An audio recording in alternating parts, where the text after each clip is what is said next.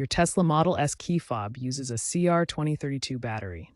You'll need a small flathead screwdriver or plastic pry tool and a new CR2032 battery available for under $5 online. First, gently pry open the fob's case from the keyring side. Avoid using metal keys to prevent scratches.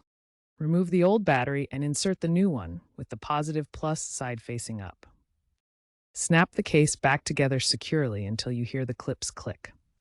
Finally, test by pressing the buttons near your Model S. Battery life is typically 1 to 2 years.